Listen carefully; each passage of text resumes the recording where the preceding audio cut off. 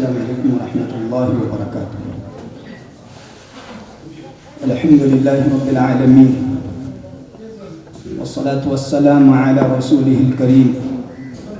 وعلی من تبعهم بإحسان إلی یوم الدین، اما بعد۔ محترم علماء اکرام، معزز ذمہ داران جماعت اور محترم حاضرین، ہر قسم کی تعریف اللہ رب العالمین کے لیے لائق اور زیبا ہے، جس نے ہم تمام کو اس دنیا کے اندر پیدا کیا۔ درود و سلام نازل ہوں تمام انبیاء اکرام علیہ السلام پر، اور خصوصاً درود و سلام نازل ہوں ہمارے اور آپ کے آخری نبی جناب محمد رسول اللہ صلی اللہ علیہ وسلم پر۔ جیسا کہ آپ نے سنا کہ عنوان دیا گیا ہے شوہر کے حقوق۔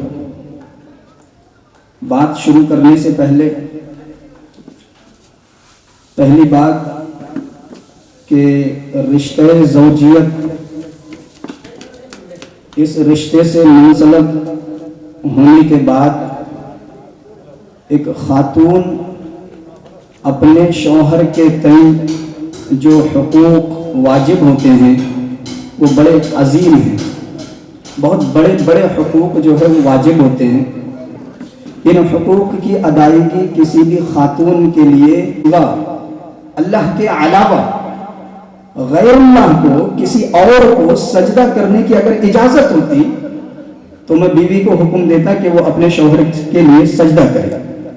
غور کرنے کا مقام ہے، نبی صلی اللہ علیہ وسلم نے اتنی بڑی بات کہی کہ اللہ کے سوا اگر اجازت ہوتی تو بیوی کو حکم ہوتا۔ یہ نہیں کہا کہ اولاد کو حکم دیتا والدین کے لیے سجدہ کرو، ایسا نہیں کہا۔ یہ بات اس بات کی دلالت علامت ہے کہ شوہر کے جو حقوق بیوی پر بنتے ہیں وہ بڑے عظیم ہیں، بڑے عظیم حقوق ہیں۔ ان عظیم حقوق میں سے سب سے پہلا اور سب سے بنیادی حق جو عورت پر اس کے شوہر کا عائد ہوتا ہے وہ حق ہے مرد کی قوامیت کو تسلیم کرنا۔ مرد کی قوامیت کو عورت بحیثیت بیوی تسلیم کرنا، کیونکہ شروع میں ایک آیت آپ کے سامنے پڑھی گئی، اللہ نے فرمایا الرجال قوامون علی النساء۔ اللہ رب العالمین نے قوامیت عطا کی ہے، مرد کو اللہ رب العالمین نے حاکمیت عطا کی ہے، مرد کو اللہ رب العالمین نے نگہبان بنایا ہے عورت کے، اللہ رب العالمین نے مرد کو محافظ بنایا ہے عورت کو۔ قوامیت کا مطلب کیا ہے؟ حاکمیت کا مطلب کیا ہے؟ اللہ رب العالمین نے عورت کو مرد کے ماتحت رکھا ہے۔ عورت آزاد نہیں ہے، عورت ماتحت ہے مرد کی، اور اسی لیے شوہر کا جو بنیادی اور اولین حق عورت پر بحیثیت بیوی بنتا ہے وہ یہ کہ عورت اپنے شوہر کی حاکمیت کو تسلیم کرے۔ یہ کیوں کہنا پڑتا ہے؟ یہ اس لیے کہنا پڑتا ہے کہ موجودہ زمانے میں جو آزادی نسواں کا جو نعرہ لگایا گیا ہے اس نعرے سے بہت بڑے نقصان ہوئے ہیں، بہت بڑے خسارے ہوئے ہیں سماج کے اندر، سوسائٹی کے اندر، اور خصوصاً ان عورتوں کے اندر ایک وبا پھیل گئی، ایک مرض پھیل گیا۔ اس آزادی نسواں کے نعرے نے عورتوں کو اپنے شوہروں سے آزادی کا تصور دیا۔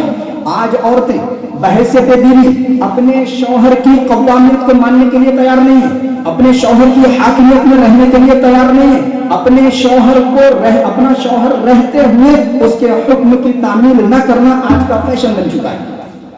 شریعت کیا کہتی ہے؟ شریعت کہتی ہے کہ کامیاب عورت کون سی ہے،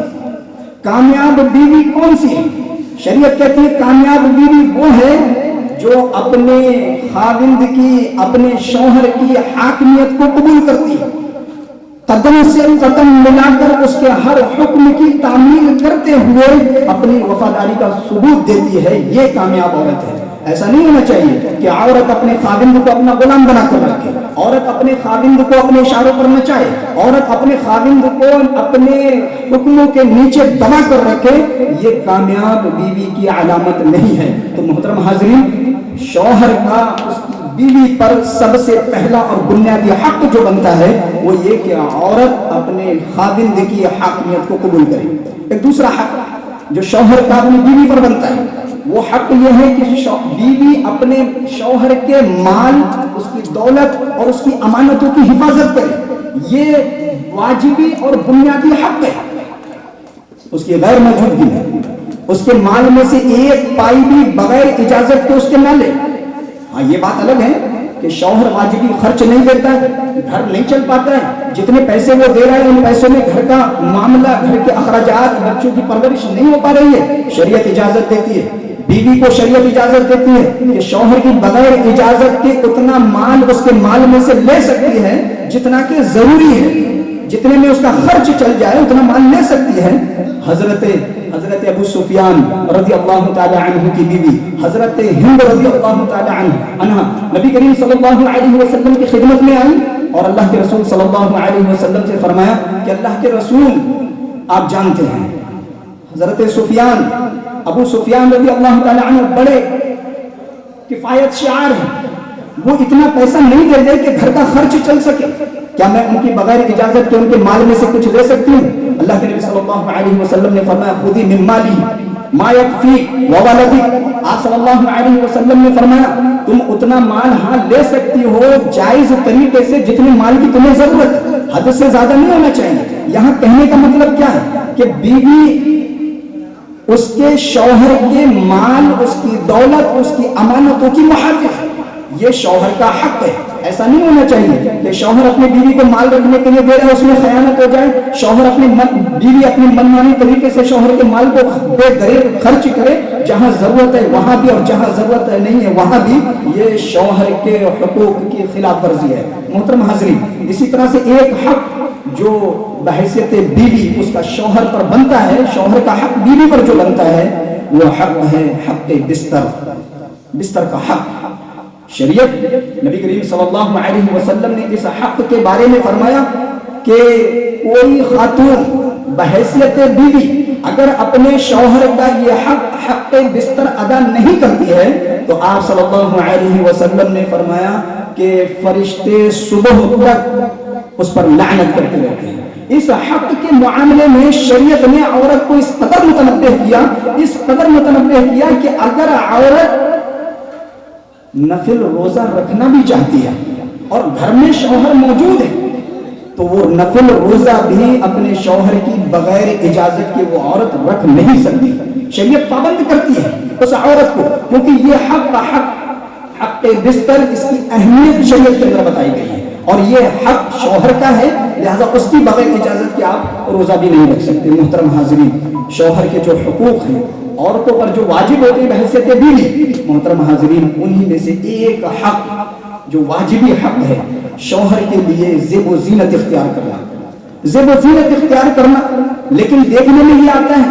کہ عورتیں اپنے شوہروں کے لیے زیب و زینت اختیار کرنے کا جو رجحان ہے وہ بہت کم ہے۔ یہی بات آ جائے کہیں جانے کی، کہیں گھومنے کے لیے، کسی فنکشن میں جانے کی، کسی گلی اور محلے میں جانے کی بات آ جائے، بڑا صبر آ جاتا ہے، بڑی زیب و زینت کی جاتی ہے، لیکن حقیقی حق کس کا ہے؟ یہ شوہر کا حق ہے۔ اس کے سامنے صبر آ جائے، اس کے سامنے زیب و زینت اختیار کی جائے اور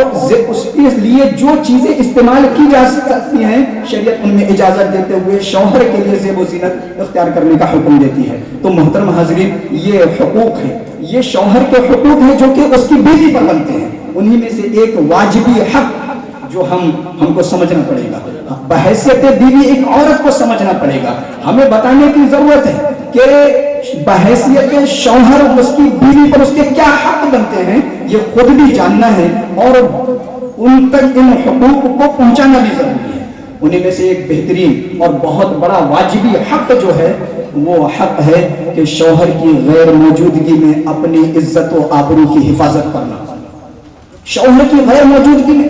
اپنی عزت و آبرو اور ناموس کی حفاظت کرنا۔ شوہر گھر میں نہیں ہے، کسی ایسے شخص سے بات نہ کرنا جو کہ اجنبی ہے، شوہر گھر پر نہیں ہے، کسی ایسے شخص سے بات نہ کرنا جس سے شوہر بات کرنا ناپسند کرتا ہے، اور اس عزت و آبرو کی حفاظت کے لیے جو راستے اختیار کرنا ہے کر سکتی ہے، جو اسباب استعمال کرنا ہے کر سکتی ہے۔ شوہر کی غیر موجودگی میں بیوی اپنی عزت و آبرو کی حفاظت کرنا یہ شوہر کا حق ہے، جس میں غلطی اور کوتاہی ہرگز نہیں ہونی چاہیے۔ محترم حاضرین، جو حقوق بیوی پر عائد ہوتے ہیں، ان میں سے بہت بڑا حق یہ ہے کہ شوہر کی غیر موجودگی میں یا پھر موجودگی میں شوہر کے گھر میں، شوہر کے بستر پر بیوی کسی ایسے شخص کو نہ آنے دے جس کو اس کا شوہر ناپسند کرتا ہے۔ آپ صلی اللہ علیہ وسلم نے عورتوں سے خطاب کرتے ہوئے فرمایا کہ آپ اپنے شوہر کے بستر پر کسی ایسے شخص کو نہ بیٹھنے دو جس کو آپ کا شوہر ناپسند کرتا ہے، اپنے گھر میں ایسے لوگوں کو آنے کی اجازت نہ دو جس کو آپ کا شوہر ناپسند کرتا ہے، گرچہ کہ وہ تمہارے اپنے رشتہ داری کیوں نہ۔ سیرت پڑھیے آپ، سیرت کے واقعات میں یہ واقعہ منقول ہے کہ حضرت ام حبیبہ رضی اللہ تعالی عنہ امہات المؤمنین ہیں، ابو سفیان کی بیٹی ہیں، اور ابو سفیان اسلام نہیں لائے تھے اس وقت، مدینہ آئے۔ مدینہ آنے کے بعد، اور یہ کون ہے ابو سفیان؟ اسلام لانے سے پہلے آپ صلی اللہ علیہ وسلم کے سخت مخالف، سخت دشمن آپ کے، آپ صلی اللہ علیہ وسلم کے دشمنوں میں شمار ہوتا ہے، لیکن جب مدینہ آئے، اپنی بیٹی کے گھر تشریف لائے، دروازہ کھٹکھٹایا، حضرت ام حبیبہ رضی اللہ تعالی عنہا نے ان کا استقبال کیا، گھر کے اندر جیسی داخل ہوئے، داخل ہونے کے بعد نبی صلی اللہ علیہ وسلم کے بستر پر بیٹھنا چاہا، بیٹھنے ہی والے تھے کہ اسی وقت حضرت ام حبیبہ رضی اللہ تعالی عنہ فوراً لپکی، اور لپکنے کے بعد اس بستر کو ان کے نیچے سے کھینچ لیا، فوراً کھینچا۔ ابو سفیان یہ معاملہ دیکھنے کے بعد ہکا بکا رہ گئے، ان کا چہرہ اتر گیا، اور اپنی بیٹی سے کہتے ہیں کیا میری بیٹی، کیا یہ اس بستر کے لائق میں نہیں ہوں یا میرے لائق یہ بستر نہیں ہے؟ بیٹی نے جواب دیا کہ ابا جان، آپ یہ نبی کا بستر ہے اور آپ نبی کے دشمن ہیں، نبی کے دشمن کے لیے نبی کا بستر جائز نہیں ہے۔ یہ سننے کے بعد ابو سفیان نے کہا کہ بیٹی لقد اصابك بعد الشر یا بنتی، کہا کہ اے بیٹی بہت بدل گئی۔ محترم حاضرین، بہت سارے حقوق ہیں، لیکن جاننا یہ ضروری ہے کہ ایک بحیثیت بیوی اس کے اوپر کیا حق بنتے ہیں شوہر کے، اس کو جان کر شریعت ہم سے کیا کہتی ہے اور اس کے تعلق سے ہمارا کیا عمل ہونا چاہیے، اس پر ہمارا عمل ہونا چاہیے۔ اللہ رب العالمین سے دعا ہے کہ اللہ رب العالمین کہی گئی باتوں پر ہم تمام کو عمل کرنے کی اللہ توفیق عطا فرما۔ اللہ رب العالمین ہمارے اعمال کو قبول فرما لے، آمین۔ السلام علیکم۔